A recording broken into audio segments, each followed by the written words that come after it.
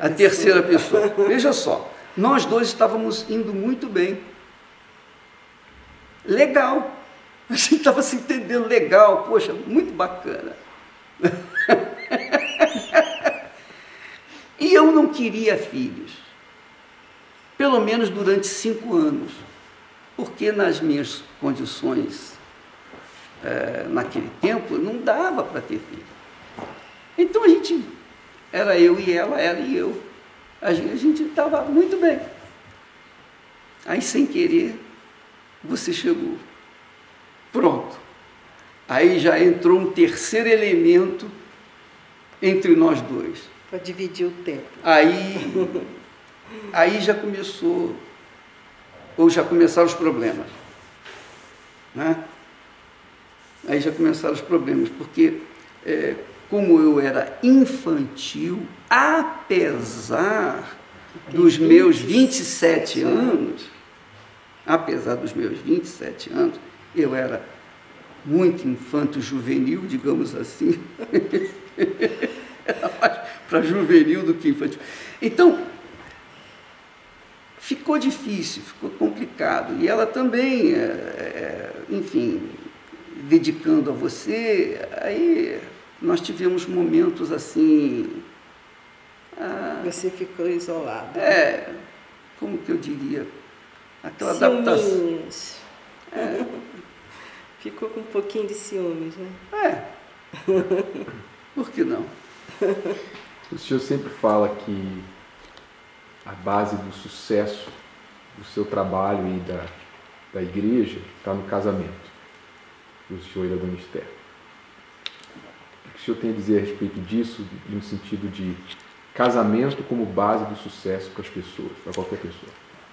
Só quem usa o raciocínio, só quem é inteligente pensa assim.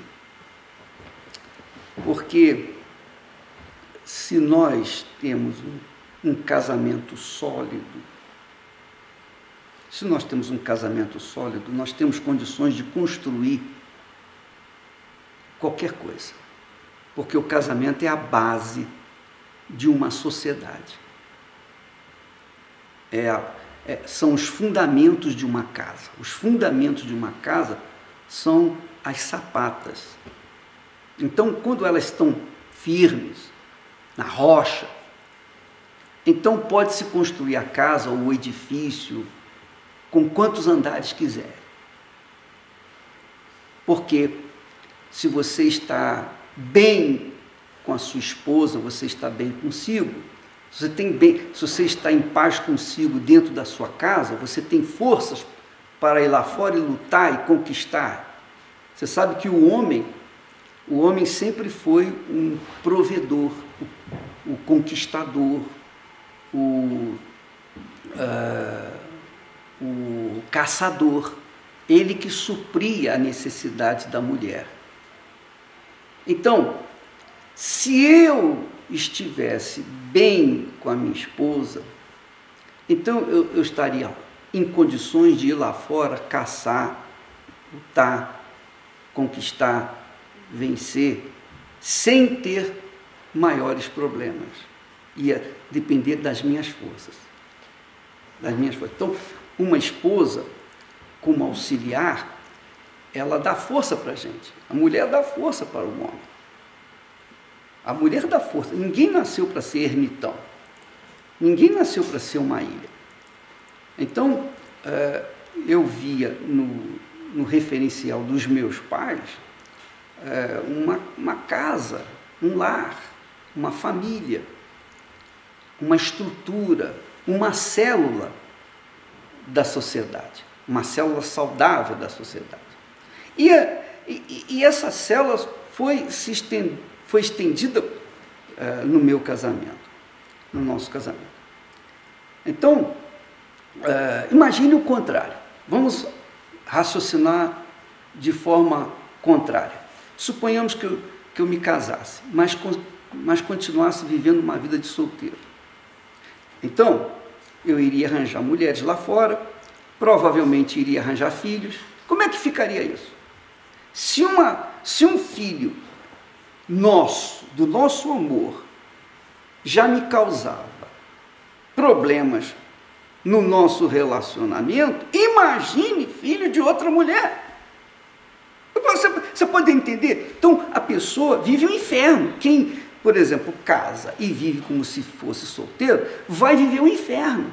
Vai viver um inferno, porque vai ter que administrar os problemas em casa e vai ter que administrar os problemas lá fora. E vai ter que administrar o problema entre ela e as outras. Olha só que inferno que a pessoa vive. Então, gente, ninguém aguenta essa questão de inteligência, de razão. Quer dizer, as pessoas que andam pelo sentimento, que andam pela emoção, se entregam às paixões.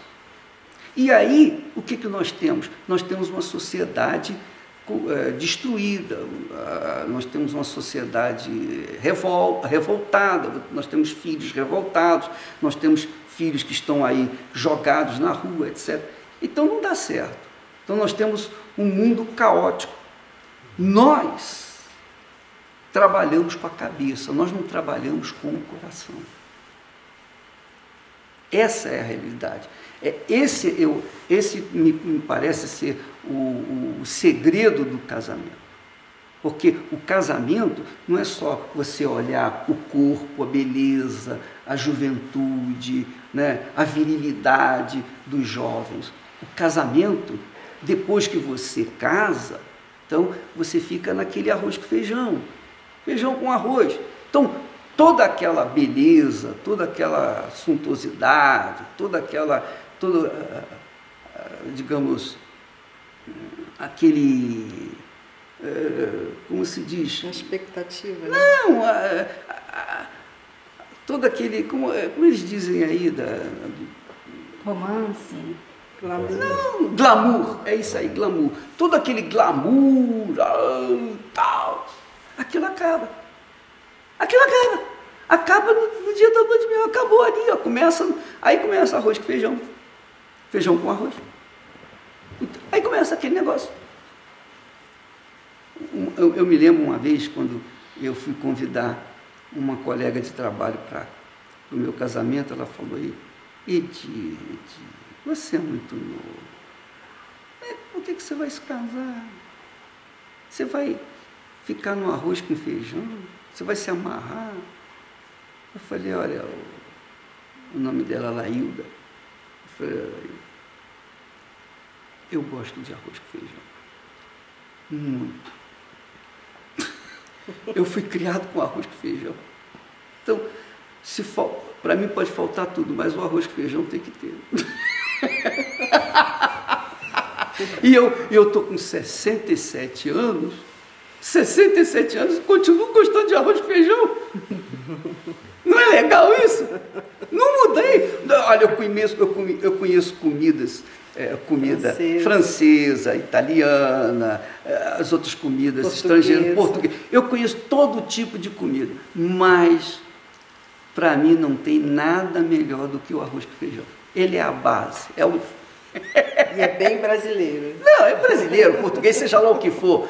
Desde que esse arroz e feijão sejam de acordo com o que eu gosto, como eu gosto, o arrozinho, a papinha e o feijãozinho, né, aquele inteirinho, mas com caldinho grosso, poxa, arrebenta.